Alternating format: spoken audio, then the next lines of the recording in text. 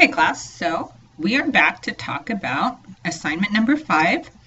Um, Hopefully that's what I titled it. Breaking a social norm. And what you're going to be doing this week is you're going to be breaking a social norm, something that we learned about in socialization. A social norm is an everyday rule or for behavior that guides our behavior.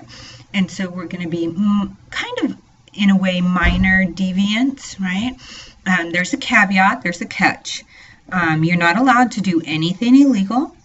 And I want you to please be very careful to not get yourself in a situation that is, going to cause any harm or any emotional distress to you.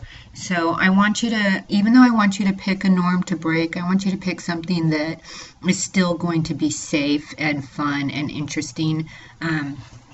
And you're going to do this so that you can experience how people react, and so that you can be a participant. You can do participant observation.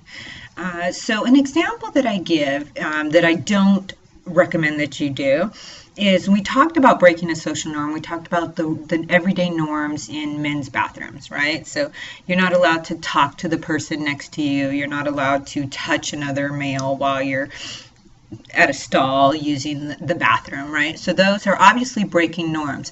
That type of norm that you would break could result in a physical altercation. So it's obviously not the type of norm I would want you to break.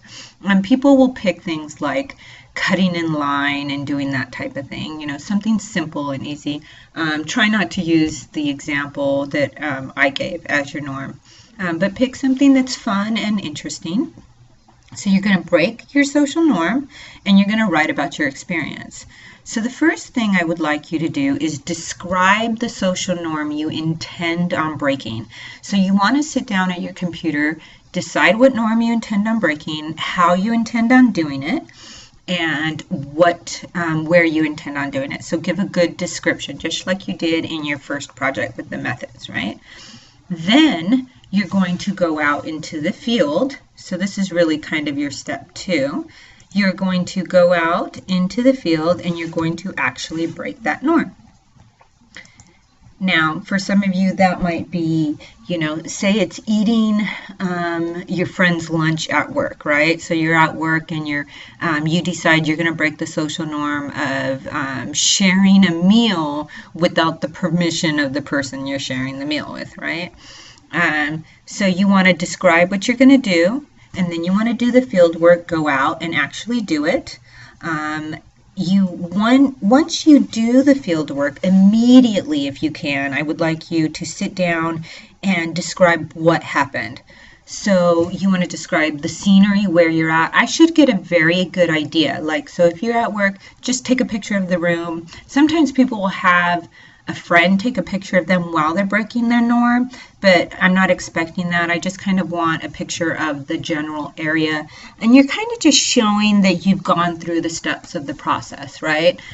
Describe the scenery, what happened, how did you feel, how did the other person react, how did you react, as much information as you possibly can. So this can often be several paragraphs. It's usually, a paragraph or two just to describe what you're going to do, and then it can be several paragraphs to describe what's going to happen. Then I would like you to analyze what happened. So you want to pick one of the theories that you learned about in this chapter, labeling theory, strain theory, any of the theories that we learned about, conflict theory, and I would like you to analyze the events of what occurred from the perspective of that theory. So a good way to think about doing this, because this is a practice that some of you have never actually had the chance to do. And so what you want to do is think like you are that theorist, and you're using that theorist's voice in order to describe what would happen. So how would Marx describe it? Or how would it be described from a strain theory perspective? Or how would it be described from a functionalist theory perspective? So that's really what you should be doing. Again, like some of the other ones, some of the other assignments, I do notice that occasionally students will try to do the assignment, write up the assignment without ever actually doing the assignment. And just kind of a forewarning, this is extremely obvious to me. So please, please don't do that.